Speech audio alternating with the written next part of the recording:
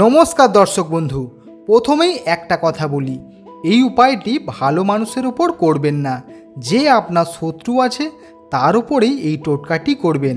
তার কারণ হলো এই টোটকাটি খুবই শক্তিশালী টোটকা। আপনার চারিদিকে শত্রু বেড়ে গেছে, কি করবেন কিছুই বুঝে উঠতে পারছেন না।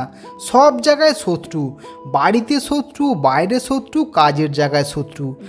আপনি যে কোনো কাজ করতে যাচ্ছেন বাধা পড়ছে, আপনার সব কাজেই বাধা পড়ছে, আপনার কোনো কাজই ঠিক মতো হতে দিচ্ছে না। আপনি কি করবেন কিছুই বুঝে উঠতে পারছেন না। তাহলে আমি বলবো আজকের এই ভিডিওটি সম্পূর্ণ মন দিয়ে দেখুন।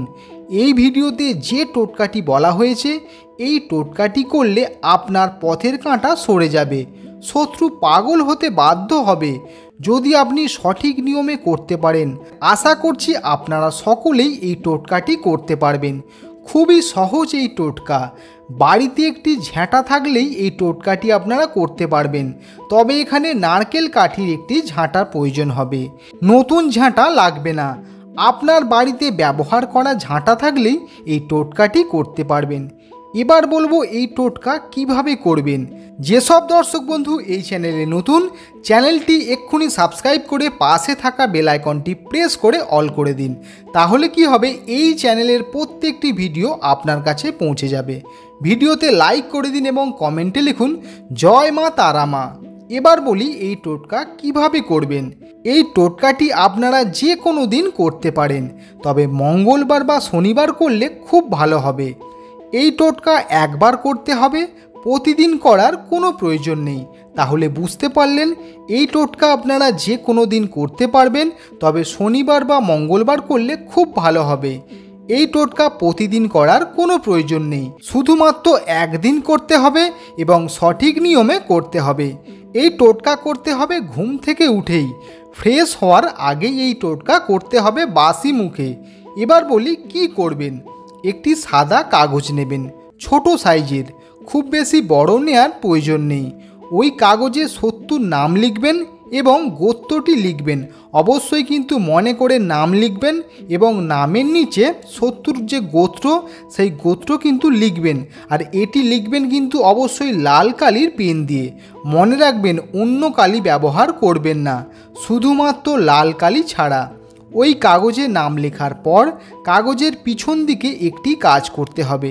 দেখুন যেই যন্ত্রটি আপনারা দেখতে পাচ্ছেন, এই যন্ত্রটি আপনারা ওই কাগজের পিছনে লিখবেন। যেরকম দেখতে পাচ্ছেন ঠিক একই জিনিস আপনারা লিখবেন, কোনো কিছু ভুল করবেন না। লাল কালির পেন দিয়ে লেখা হয়ে যাবার পর একটি ছোট কাজ করতে হবে। এই কাজটি খুবই গুরুত্বপূর্ণ। কি করবেন? এই কাজটি হলো নাম লেখা কাগজটি নিচে রাখবেন এবং নিচে রাখার পর আপনার বাড়িতে যতজন মেম্বার আছে প্রত্যেকের জুতো দিয়ে ওই কাগজটির উপর লাথি মারবেন। হ্যাঁ, লাথি মারবেন 1 থেকে 2 বার। লাথি মারার পর তারপর আপনার বাড়ির ব্যবহার করা ওই নারকেল কাঠি ঝাঁটাটি নেবেন। ঝাঁটাটি নেয়ার পর ঠিক যেমনটি আপনারা দেখতে পাচ্ছেন ঠিক তেমনই এই জায়গায় চেপে চেপে কাগজটি ঢুকিয়ে দেবেন। দেখুন যেই জায়গা দেখানো হয়েছে ঠিক এই জায়গায় কিন্তু ওই কাগজটি ভালোভাবে চেপে চেপে ঢুকিয়ে দেবেন।